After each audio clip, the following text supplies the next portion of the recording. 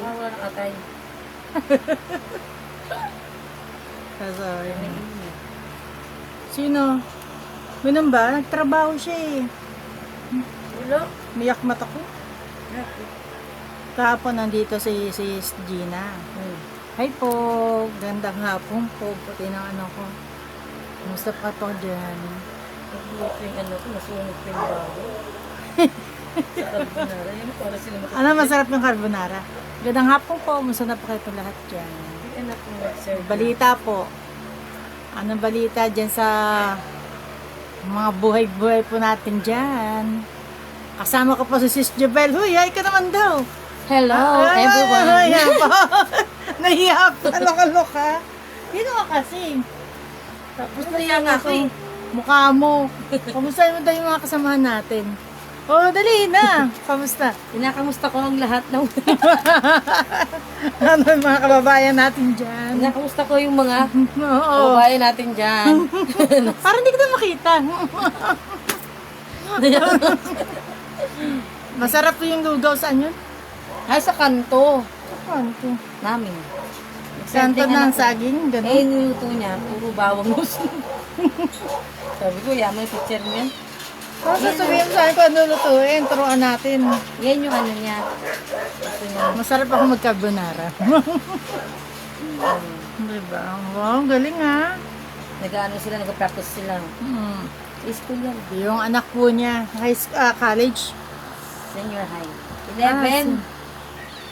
Grade 11. Grade 11. Nakala ko ano 11.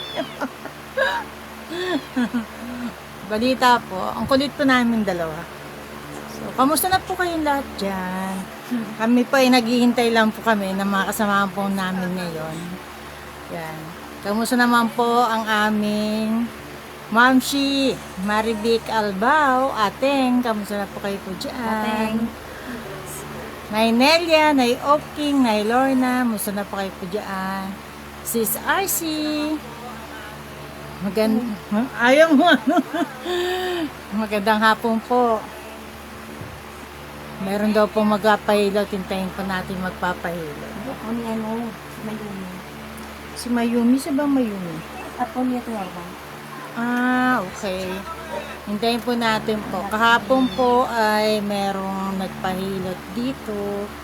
At napakaswerte naman po natin na hilot po natin po sila pong lahat.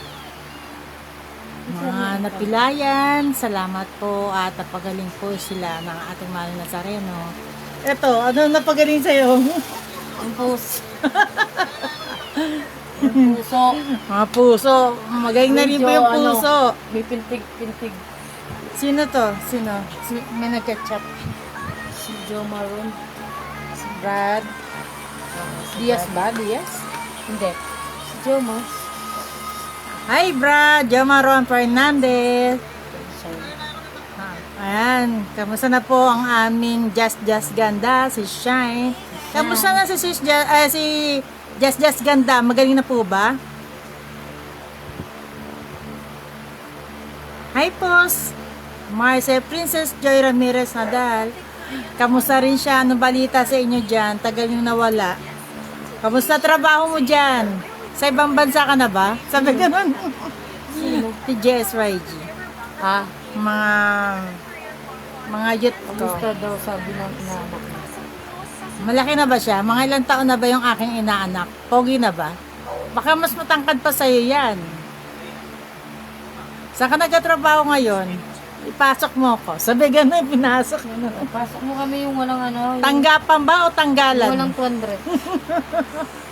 Uy, wag ganun ano ha. Teka, meron di ko Ay, mabasa. gawalis na hintayin niyo ako sa may street niyo. Ayan. Magtupad at matutupad na ang inyong ano. Matutupad niya ng Ay, mga wish niyo tupad.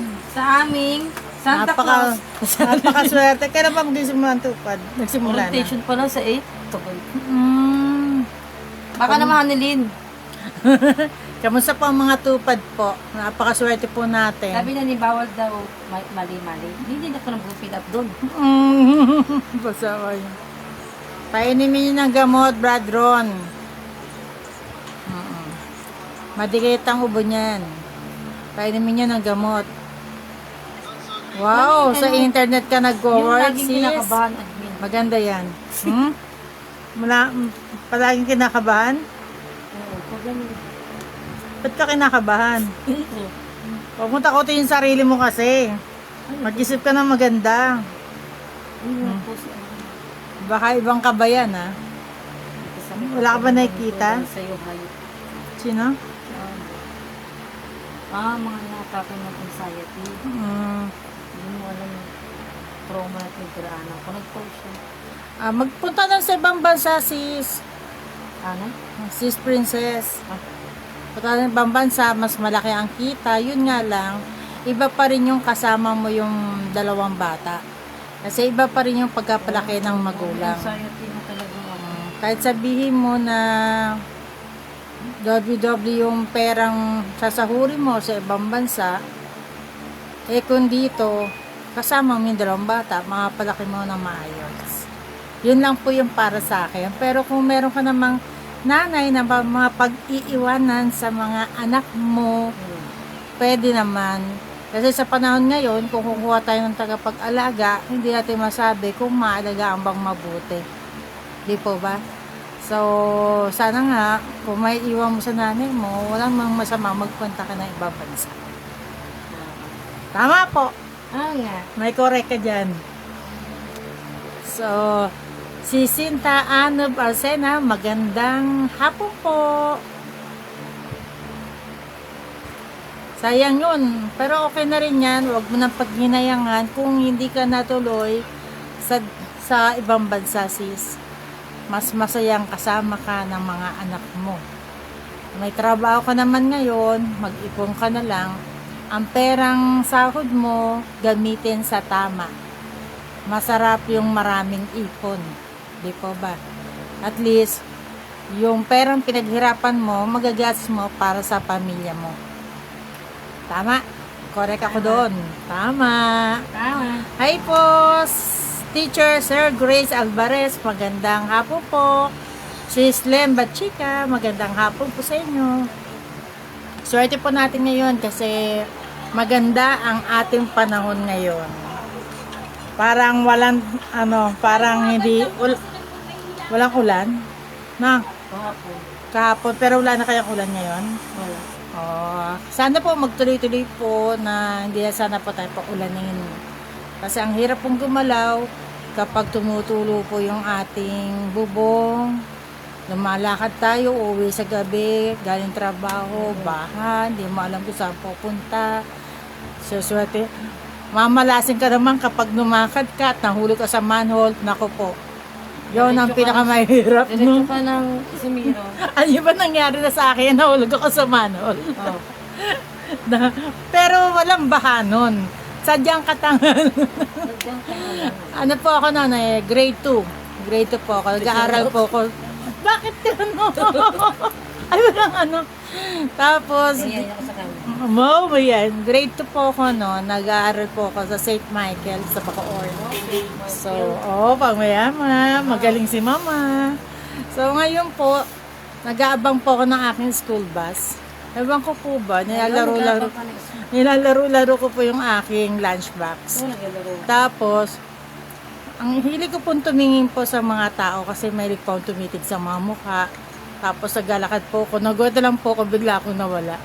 Nahulog na pala ako sa manhole. Tapos Madilim. ang ganda-ganda po ng damit ko po, planchado, alam niyo namang mga sinaunang nanay. Halos, almirol ba yun? Almilor? Yung pinapatigas yung damit. Ang damit ko po kasi, pag nilabahan, nilalagay sa go-go, tapos ang planchain po ng mami ko, nakatayo po yun, talagang tayo yung pong tipong upo ko sa classroom, nakatayo pa rin yung palda ko. Ganun po katigas yung almilor ba yung tawag doon? Nakalimutan ko yun. Yung gaganong-ganinin mo, tapos sasampay mo na. Kasi ang gusto nila, planchado po yung aking damit. Kaya nung nahulog po ako, nung naangat po ako ng tao, siguro po isang tao din yung hinulugan ko. Tapos nakakahiya, parang gusto pong takpan yung mukha ko, kaso bata pa naman ako noon eh. Tapos inisip ko, paglaki ko naman, makalimutan nila yung mukha ko. May gas-gas lang. Kaya, ayun, nung inangat po nila po ako, yung palda pong pinaghirapan ng mami ko, punong-puno po ng putek. Yun nga lang, hindi na ako nakapasok. Sayang ang isang araw, hindi po ba? So, kaya po tayo, mga anak po ninyo, turuan nyo po kaagad, huwag tumingin kung saan-saan. Nung hindi po magaya po sa akin. Natawa tuloy ako pag naalala ko yun. Ang kulit ko po, pasensya na po kayo. Pero totoo po yun. Tapos ang hirap po, tapos sinuwerte po ako sa mami ko tsaka nanay ko po kasi nung nag-aaral po sa St. Michael, yun po, hatid sundo sa Bacoor. Yung mismo yung simbahan talaga doon, sa tabi noon, St. Michael. Yan, nakala mo namatay na. Wow, mamatay agad, hindi ako pwedeng maano muna. So, ayun po, sinuwerte po ako dahil nakapag-aral po ako sa St. Michael. Kasi dati po akong taga-Ligas po ako. Papunta Molino, pero mauna muna po yung Ligas. So, diyan po kami nakatira ng napakatagal pong panahon. Diyan po nagagamot po yung nanay ko. Papasok po yun sa pote hanggang dulo. Diyan po yun. Kung alam niyo po yan. Kilala po ako diyan, pangalan ko, Ani. So, diyan po, marami po nakakilala po sa amin dahil marami po ginamot po yung nanay ko po dyan. So, kaya hanggang ngayon po, kilala po nila po ako. Yun nga lang po, medyo kakaiba po ako dati kasi hindi po ako kaputian. Buti lang po, maraming mga pampaganda ngayon. Siyempre, kapag nagbebenta ka ng pampaganda, ilalagay mo sa mukha mo para sure na bibili yung mga tao. Kailangan makita mo na sa mukha po kung may pinagbago po ba. Kaya, ayun, dati po nagbebenta ng beauty product talaga. So, maganda sa mukha, kaya hayaan nyo po, ibabalik ko ulit yung mga nilalagay ko sa mukha ko para makapagbenta ulit po ako. So, bukod sa paghihilot ko po, gagamutin ko rin yung mukha po ninyo. Ayan. Teka po hindi ko po nababasa. Ayan. So, dun po sa mga nag-live po ako kasi binabanggit po nila kung sabihin, ikwento ko naman daw kung ano daw yung pananaw ko sa mga naging single, dating may asawa, naging single. Kasi nga po, karamihan po sa mga kasamahan po kasi. Sa mga taken. O diba? Marami kasi po ang kasamahan na single na po ngayon. So, pero once na naging kaibigan ko kasi, pinipilit ko po na maayos po yung buhay po nila na kasama ng asawa at pamilya po nila. Pero kung hindi na po talaga po pwede silang magsama, wala na pong pag-asa, wala na po tayo pong magagawa doon. Lalo na po kung may pinagdadaanan talaga po, nananakit po yung asawa po natin, gano'n. So, ang pananaw ko po doon, ito lang po yan. Bago po kayo po mag-asawa, syempre, kasi sa mga kabataan kasi po ngayon, masyadong mapupusok. Alam niyo naman po yan. So, sa akin lang po, tapusin niyo muna po ang pag-aaral niyo. Lahat ng mga estudyante, mga batang nanonood po ngayon dito, tapusin niyo po ang pag-aaral niyo po. Huwag po kayo po magmadaling mag-asawa. Ito pong high school life po, maraming mga may boyfriend na nakikita ko po sa ngayon, huwag po kayong masyadong magseryoso. Dalawang klase kasi po yan Po, pwede kayong mag-boyfriend, walang masama. Yun nga lang, syempre, isipin nyo po na makapagtapos. Gawin nyo lang po inspiration po sila. Halos dalawa kayo. Kung kanong anak ko po. May anak po ko na high school pa lang po sila, may boyfriend na po itong anak ko. Pero, hindi ko po sila pinagbawalan. Sabi ko po, wag muna silang mag-asawa, mas maganda kung may natapos po sila. Madali naman po yan Once na matapos at nakapagtrabaho at nakapag-ipon, at saka po sila po magsama. At saka sa magpakasal. Kasi, alam niyo po, ayaw kasi mangyari sa anak ko po, yung, di po ba? Kasi sa akin po, nakapagtapos naman po ng pag-aaral. So, nakapagtrabaho po ako, bago po ako nakapag-asawa. So, ngayon po, sa akin po, hindi ko po sa nilalat, wala pong perfecto Meron po nakapag-asawa po ng maaga. Ngayon, bago pa tayo mag-asawa sa ngayon po, isipin nyo muna po kung kayo po ba ay sawa na sa pagiging binata, kung sawa na po ba kayo sa pagiging dalaga. Ngayon, kung kayo po ay sawa na po at kung kayo ay may trabaho, pwede na po kayo pa magsama. Yun nga lang po, meron kasi po nangyayari sa loob ng 1 buwan, 2 buwan, 1 taon, nagbabago na po yung pagkasama po ng mag-asawa. Pero hindi ko po nila lahat. Bakit po ba nagbabago? Unang-una, ano bang malimbit na pinag-aawayan pa ng mag-asawa? Diba? Laging pera po. Laging pera po ang pinag-aawayan nila. Pag uwi po ng gabi, hindi po ba? Once ang asawa po natin, umuwi ng gabi, galit na galita po tayo. Ba, ang dami niyong kasama. Ang gaganda. Nag-live po kung magandang hapon po. Ay, suot niyo po yung tsinelas niyo. Madami po yung bahay. Nagilid kasi po ako. Suot mo yung tsinelas, mamahal. Yan. Ang balita po. So, ayun po. Wow ha, hiyang-hiya naman ako. Puro chichirya to ha. Salamat po sa nagbigay. Para po sa mahabang buhay. Chichirya, ang sagot. Ay, patay tayo dyan. Salamat po. Kumain po kayo. Okay lang po.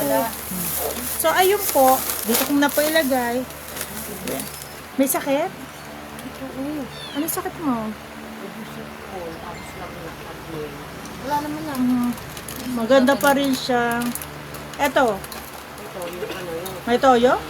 Ano, natulog, nagising lang ako. Oh. Nagising na rin siya. Umalis ako, alis din siya. Wala naman to sakit itong isa. Ito lang. Ano masakit sa inyo? Sila, umulsa ko. Sana lahat sumasakit ang bulsa. Nawala kasi dito kasi sa ano ko, yung pinatanggal. Wala. Lagyan nyo pa rin po ng cream. Nilalagyan ko nga ng cream.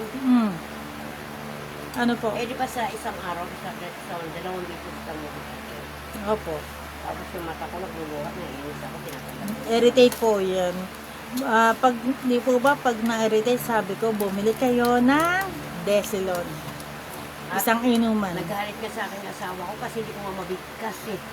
Oo, lagi yung mabanggitin. Desilon tuloy nasasabi ko. Basta, inuubo ka? Teka lang ha, tapusin ko lang itong pag-live ha. Yan po, may hilutin po ako. So, ayun po, sa buhay ng kamukha niyan, sa katagalan po ng mag-asawa, nawawala po yung pagmamahalan. Bakit? Hoy, pagmamahalan. Para lumilipas, sa araw-araw nilang pagkasama, meron po kasing nangyayari na yung lalaki po ay, alamin na babae. Tapos yung minsan, yung babae na lalaki. So, doon po, hindi po natin maisip kung bakit kailangan pa nilang gumawa ng gano'n. Hindi po ba na malalaki sila, mambabae sila. Kalokohan po yun kung kung may pagkukulang ang isang asawa, hindi dapat humanap ng babae na kabit, di po ba? Huwag kayong humanap. Kasi yan po ay asawa nyo na po, yan po yung tao na minahal po ninyo, niligawan ninyo, tapos kamot matagal na kayo nagsama, ibig sabihin po ba, gano'n lang kabilis na magpalit. Kasi tatandaan nyo po, bago po kayo gumawa po ng isang bagay na ikakasira ng pamilya, mag-isip muna po kayo bago po kayo pag gumawa na ikakasira po.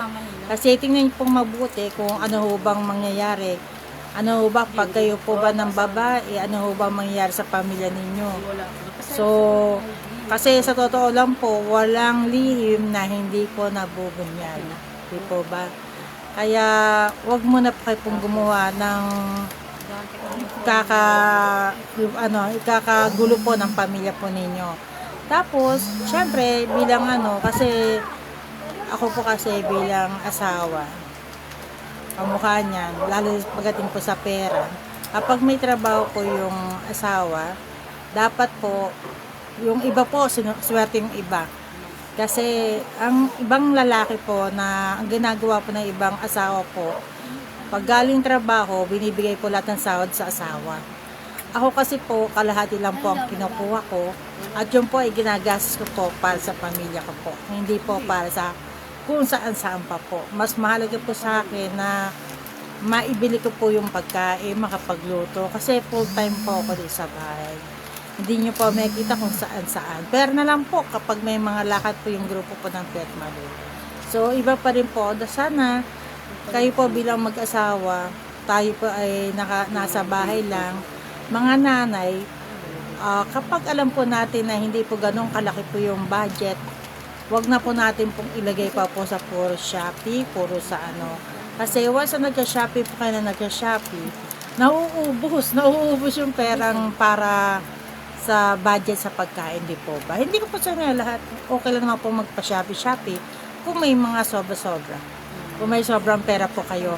Hindi po yung pagka bigay pa lang po na sahod, order na po kayo kaagad. Isipin niyo po yung mga baon po ng mga anak po ninyo. Pasensya na po kayo ko. Ako po hindi po sa nag-ano. Ito po ay paalala po para sa ikakaayos din po ng pamilya po ninyo. Di po ba? So, mahirap po Marami pong pag pamilya. Kasi iba pa rin po yung inuuna natin ng ating pamilya. Di po ba? Maganda nga po. Paano po yung mga ibang nanay na walang trabaho sa bahay lang? Minsan merong asawa na hindi nagbibigay ng sahod. Di po ba? Pero nung unang pag-asama nila may trabaho. Pagkabigay pa lang ng pera, pagkasahod pa lang, bigay lahat sa asawa. Habang tumatagal po, magiging, kung ang binibigay sa inyo, 4K. Sa katagalan, paunti ng paunti, 3K. Magiging 1.5 hanggang sa 500, hanggang sa wala na pong binibigay. So, mga mister, sana po, bigyan niyo po yung asawa niyo ng pera. Kasi budget po nila po yan So, hi po, magandang hapon po, sis. Atay tayo dyan Hi po, sis Day Aquino, magandang hapon po sa inyo. Salamat po sa 10 stars. So, ayan po, dapat po kasi sa totoo lang magmahalan po tayo. Mga pamilya po natin. Walang ibang magmamahal po kundi pamilya po natin. Tayo magmamahal sa pamilya, sariling pamilya po natin. Huwag po natin iasa sa ating mga biyenan ang ating mga anak. Kasi tayo po, ang biyenan po, sabi ko naman sa inyo nung isang araw, gitna lang po dapat. Ang biyenan po, tagabigay po ng advice sa mag-asamang nag-aaway. Pero hindi dapat panghimasukan ang buhay ng mag-asawa. Hindi pwedeng mamakailam na kailangan ganito ang gagawin. Huwag mo natin silang turuan. Pera na lang po kapag yung inyong manugang o anak ay humingi ng tulong po sa inyo at saka lang po kayo po mag-advise at tumulong sa kanila. Hindi yung kayo yung masusunod. Mga biyenan, huwag po kayo pong ganun na kailangan kayong masusunod sa mag-asawa. Hindi po dapat ganon. Huwag po natin panghimasukan ang buhay po ng mag-asawa. Dahil hindi po gaganda ang samahan po ng mag-asawa kung mayroon pong biyenan na namamakailam po. Di po ba? Patay tayo dyan. Tamaan. Huwag sanang magalit. Wala po akong para po sa lahat po yan. Kung sakali po may makapanood po nito at kayo po ay biyenan, maganda pong gawin po ninyo ganito rin po. Na kung ano po nabanggit ko, sana po nyo po na dapat pala ganon. Kasi mamahalin po kayo na inyong mga magulang kung kayo po ay naging mabuti sa kanilang pamilya. Kasi mahirap kasi po, kamukha ng post po dyan, na hinihingi po nila yung sahod. Bagong kasal pa lang, hinihingi na yung sahod ng mag-asawa. Kung sakali magtrabaho daw, yung sahod nila, siya nga hawak. Hindi po dapat po ganun. Kaya pa? Kaya pa ha? Yan. Paghihilit po ako. Si Snairam, magandang hapon po. Yan po. Yung mag-asawa, pilitin po ninyo kung kayo po ay nahilis po. Nag-aaway kayo. Kasi ang tao, ang mag-asawa, hindi mag-aaway ng walang dahilan. Di po ba? So, dapat, kung ano po yung ayaw ng asawa po ninyo, mapalalaki kayo, mapababae, sundin nyo lang po kung anong ayaw.